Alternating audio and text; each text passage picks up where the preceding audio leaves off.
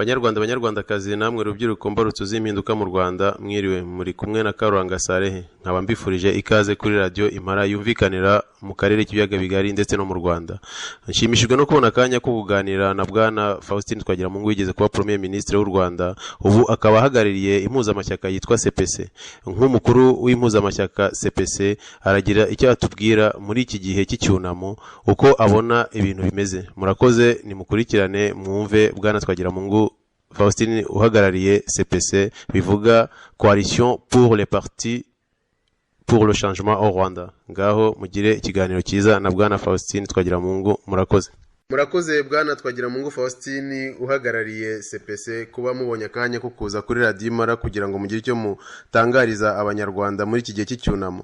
Rero nkagira ngo mugire icyo mubwira abanyarwanda. Mbere yo kugira icyo mubwira abanyarwanda kubyerekeye icyunamo, mwabanza mukibwira abanyarwanda n'ibijyanye n'umutwe impuzamashyaka wa CPC muhagarariye. Icyo nabwira abanyarwanda ni uko kuri uyu munsi w'itariki ya 7 z'ukwezi kwa 4 muri mwaka w'igihumbi kimwe magana cyenda mirongo cyenda na kane, abenshi b'abanyarwanda bari mu mujyi wa Kigali n'abari mu Rwanda hose ntabwo bavuga nk'uko tuvuga uko. Abantu benshi bari bihishe mu bihuru, abandi bihishe muri za plafond, nuvuga mu bisingi by'amazu yabo, abandi bagiye mu myobo, abandi bari mu bicwa. Nuvuga ko igihugu cyose cyarimo ikintu kimeze nko guceceka kudasanzwe.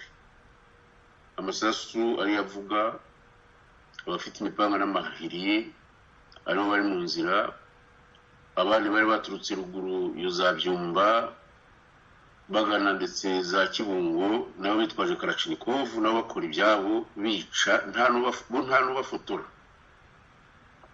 Iyi tariki rero niyo kwibuka imyaka 20 ishize abantu bari muri ako kaga, ntawe batabara.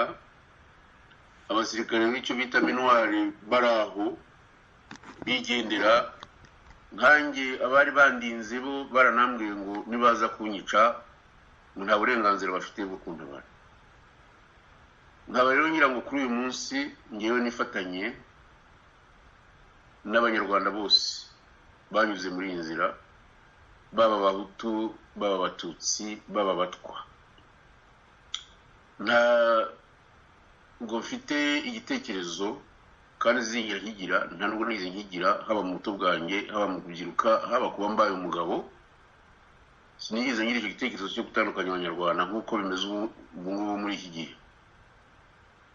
Nkaba nifuriza abanyarwanda bose gukomera kandi ko nifatanije nabo, kuko ibyo abanyarwanda banyuzemo nanjye nabinyuzemo muri uwo mwaka.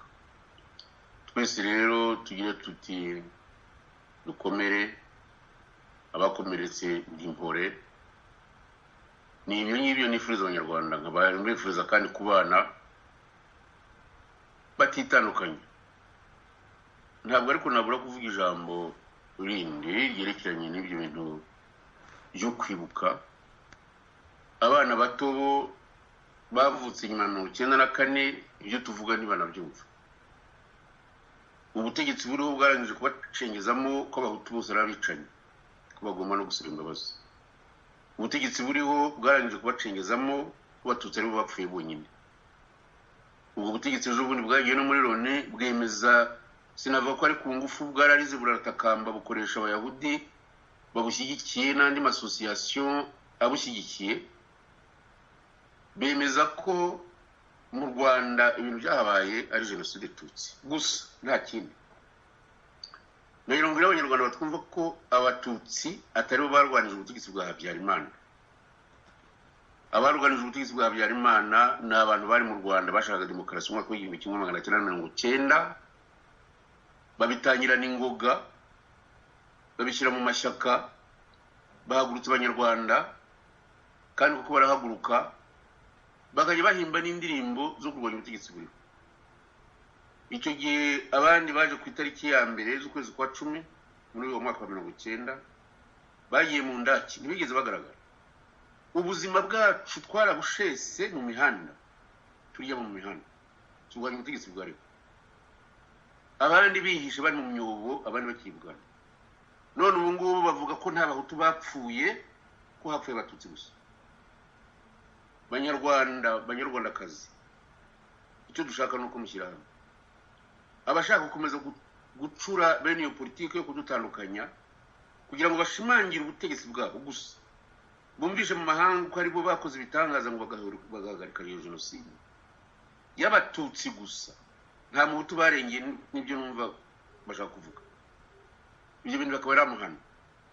Ababyemera batyo sabangi, abaryemera ukundi b'Abanyarwanda tuzabana nabo. Ababyemera batyo bakazihana nabo bakaza tukabana, cyangwa se tukumvikana ku buryo igihugu cyacu cyayoborwa nta gushingira ku moko, abo ni abacu. Nkaba rero nongeraho ko kubeshya ngo turashaka ko Abanyarwanda bashyira hamwe, abantu bakazana ideoloji ya jenoside ikaba yarabaye nka gatigisima, ikaba yarabaye nka misa nkuru, abantu nk'ubu ngubu ntitube twanatumirwa ko ngo turwanya ubutegetsi buriho, ibiro abantu bakabikora biherereye, uretse rubanda bakomeza kubeshya, biteye agahinda. Ibyabaye mu Rwanda ngewe uvuga ahangaha nabigizemwo uruhare rukomeye. Nigisha Abanyarwanda kubana, nigisha abahutu n'abatutsi ko bagomba kumvikana. Bamwe siko babyumvise, bumvise ko mu by'ukuri tubera abatutsi, kandi abatutsi ari abantu babi. Abatutsi si abantu babi, abatutsi n'Abanyarwanda nkatwe, icyo dupfa nongere mbisubiremo, dupfa ubutegetsi. Abatutsi bumva ko bamwe bagenda bavuga ngo bazize uko basaga, natwe twazize uko twasaga. Ntabwo abatutsi bafite uko basa bonyine, abahutu n'abatutsi barasa. Ababihakana ibyo si ibyanjye, n'abashaka gukomeza kugendera ku moko, bafite umurage umeze nk'uwa Hitler, bacengijwemo n'abantu b'abakoloni. Kandi abo ngabo bakaribo babeshya ngo bararwanya abakoloni, ntacyo babarwanyaho, kuko bafite ibintu bihererana mu ngo zabo no mu miryango yabo, ituma Abanyarwanda batazagira icyo bageraho. Nkaba rero kuri uyu munsi ngewe reka ndangize mvuga ko nifatanije n'Abanyarwanda bose bari mu kababaro, nifatanije nabo biciye imiryango yose y'abahutu y'abatutsi mu mwaka w'1994, muri imyaka 20, ariko ntabwo twakwibuka itariki ya 7 gusa, tugomba kwibuka n'andi matariki. Tugomba kwibuka n'abapfuye ikibeho, bishwe n'inkotanyi za FPR, 8,000 byarapfuye, nta muntu byibuka. Muri Srebrenica hapfuye 6, byibuka nkaho habaye jenoside. Mu Rwanda ibyo ntibyabaye. Perezida Kagame rero arabyirengagiza, akibwira ko twese tuzashira tutabivuze. 8,000 yarabyicishije ku itariki ya 21 z'ukwezi kwa 4 mu mwaka w'1995. Ibyo ntakabyibagirwa. Ikindi ni ugusenya inkambi z'impunzi mu mwaka w'1996 ku itariki ya 16 z'ukwezi kwa 11. L'ONU ireba amakambi asenywa, abana bakandagirwa bapfa, ababishoboye bakajya ku mupaka wa Gisenyi bakahagarara nk'amatungo, bakitumaho bari, bagashorerwa nk'amatungo, bajanwe iyo babaga, naho bahagira bakicwa.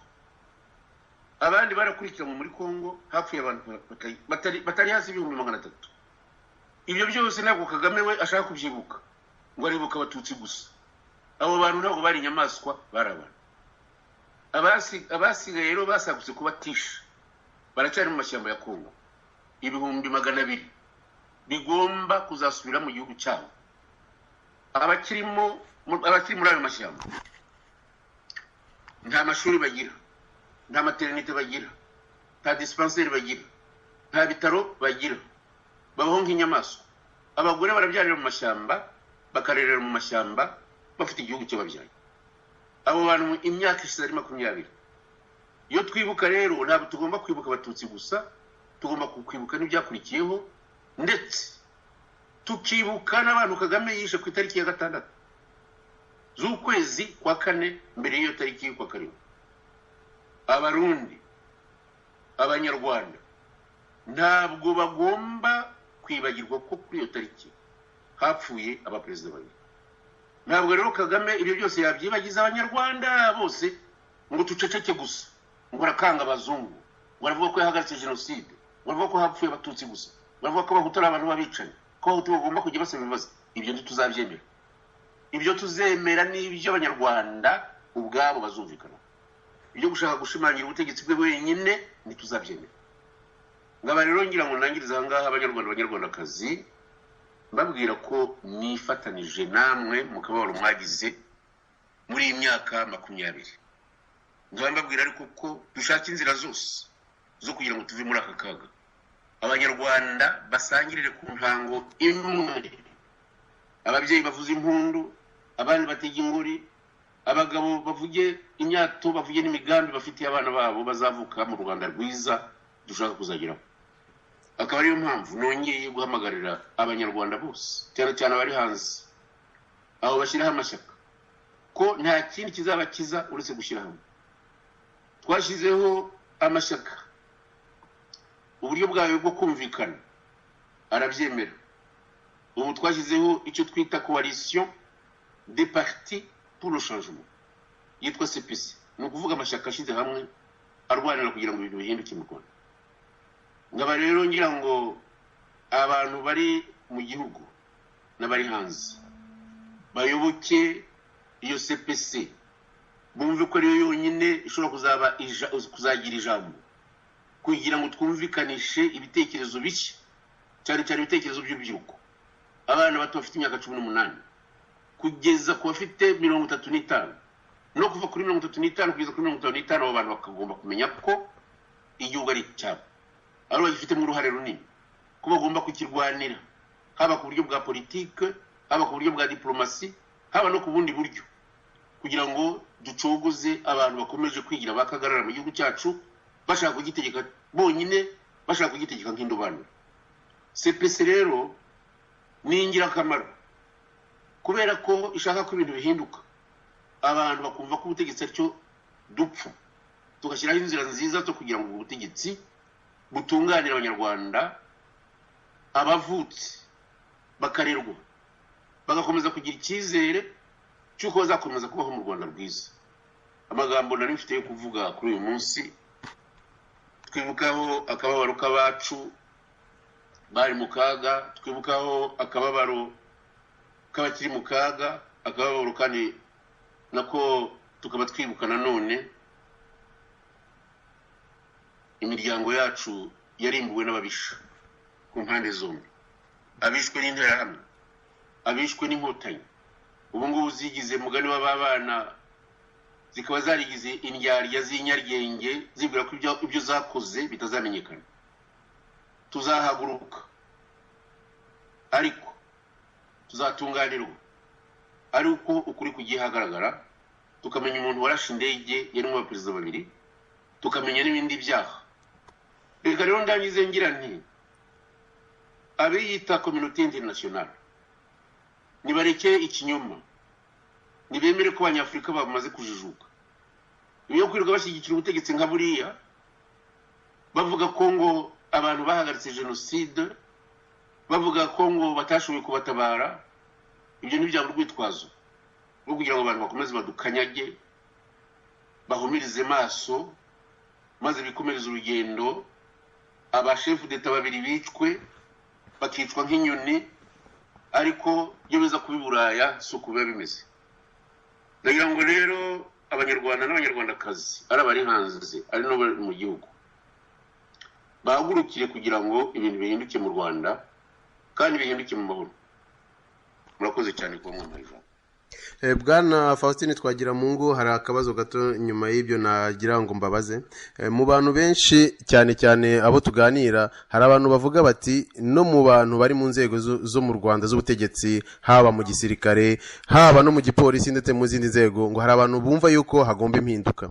Ariko abo bantu impamvu bagitsimbaraye kuri Kagame ni uko ngo abakora politiki bo hanze nta kintu bakora kugira ngo babahumuze nabo batumva ko bazajyana na Kagame. Nkamwe muhagarariye CPC, ni iki mwabwira abo bantu bagikomeje kuguma iruhande rwa Kagame kandi bumva neza yuko ibintu bigomba guhinduka? ni iki mwababwira kibahumuza kibabwira yuko bagomba kubumva bakabasanga kugira ngo mwubakane u Rwanda rushya? abo bantu uvuga bari iruhande rwa Kagame ngomba kuba ntabazi. icyo uzi ni uko mu Rwanda Kagame we nta kibishye ngo agire ngo abanyarwanda benshi bakimushyigikiye. bariya baza kuri stade bahaza ku ngufu, abamugiye mu kumutora mu mwaka wa 2010 baje ku ngufu. uko byakozwe turakuzi kandi ntawo binyigisha. ibyakozwe mu mwaka wa 2003 nari impari ntawo uzabinyigisha. ngaba rero nibwira ko abo uvuga ba muri ruhande agomba kuba ari nk'abantu bakeya bavanye nawe i Bugande. nta bantu bari mu Rwanda numva bashyigikiye Kagame, kuko Kagame yadutesheje agaciro. yadutesheje agaciro kubera ko muri imyaka 20 atashoboye kunga abanyarwanda. ngire icyo kimbabaza, ntabwo yashoboye kunga abanyarwanda, ahubwo byahomeye ku ishongo. birasa n'ibiruta iby'abakoloni basize.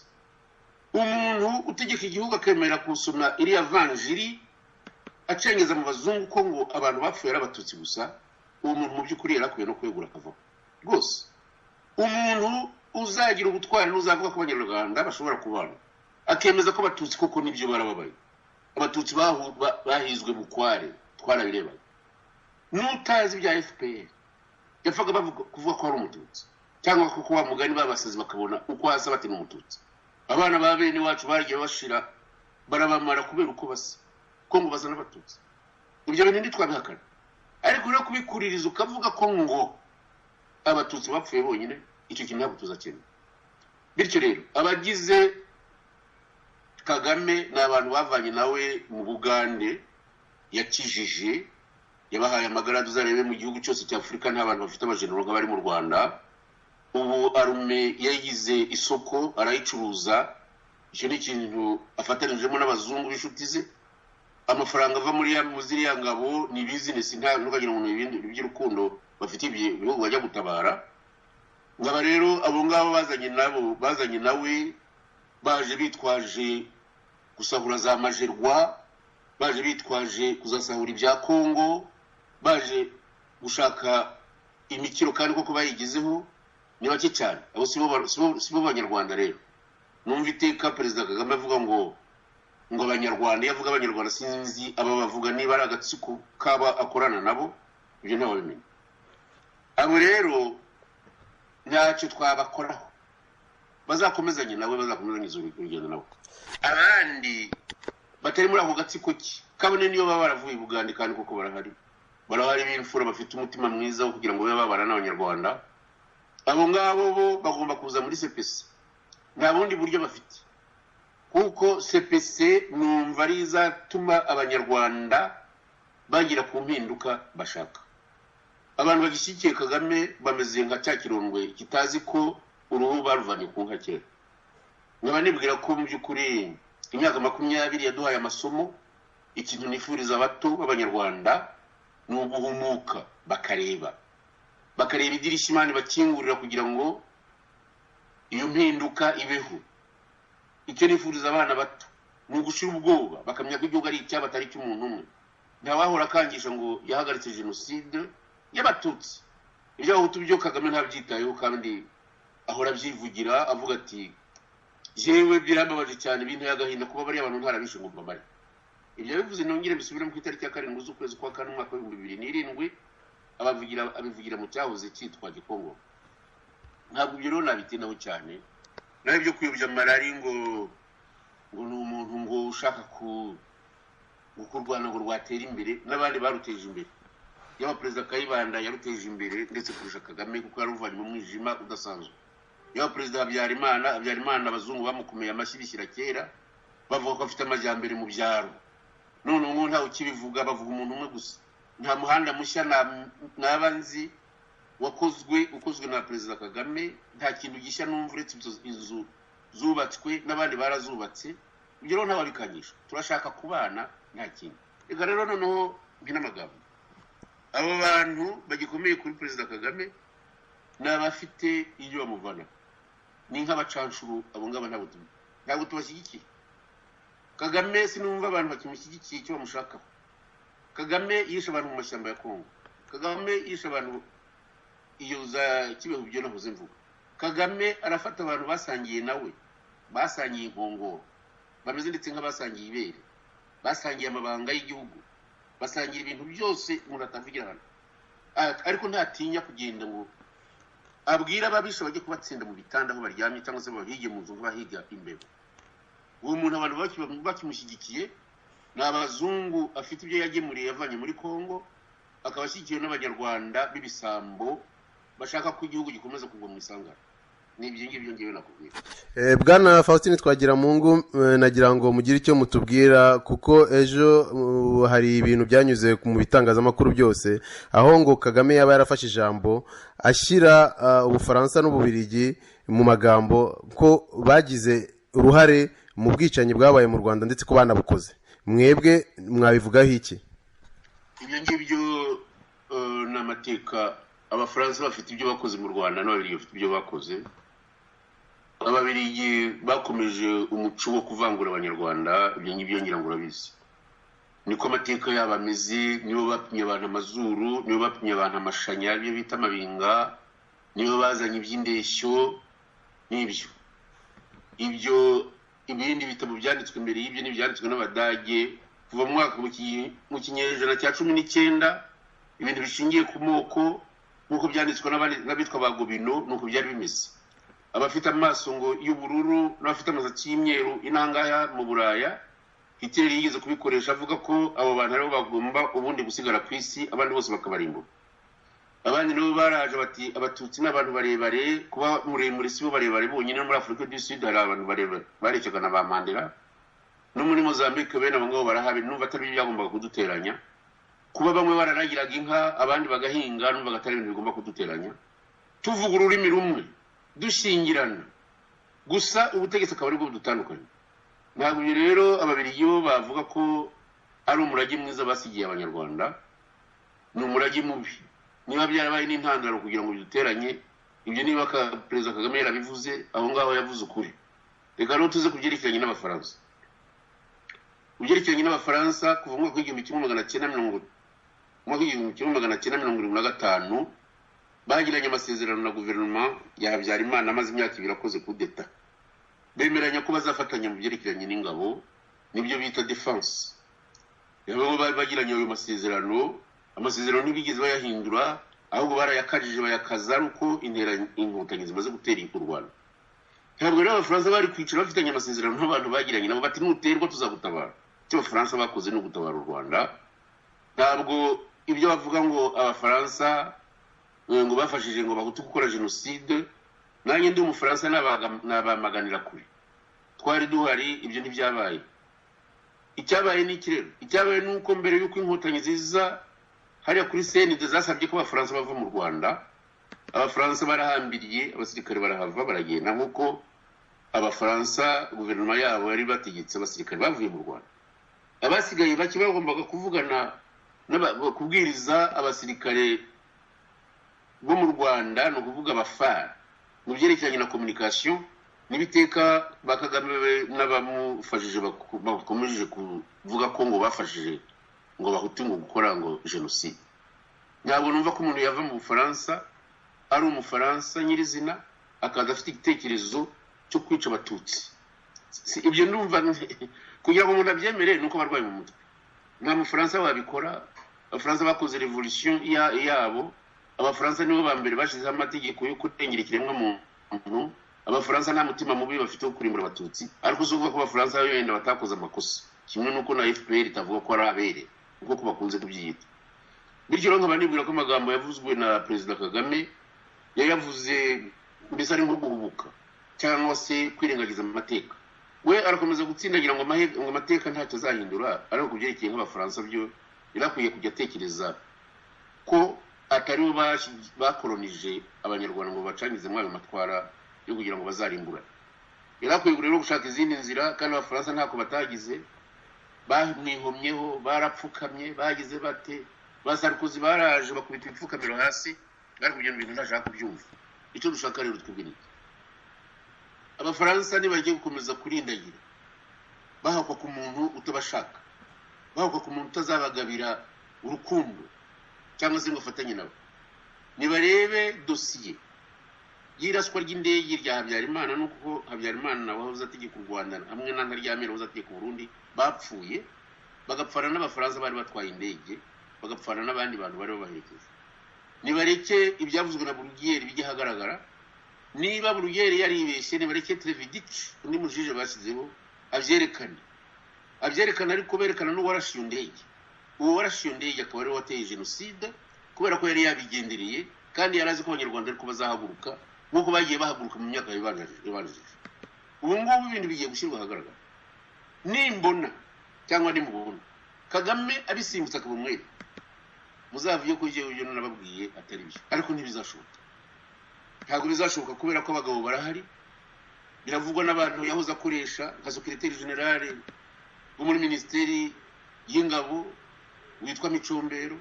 Ibyo yamuvuze ibyo ejo bundi Kagame aramutse abihakanye yaba ari umugabo. Ibyo aregwa na General Kayumba yashatse guhitana ejo bundi kandi aribyo amuziza ati kugira ngo tazamena amabanga, nabisimbuka azaba ari umugabo.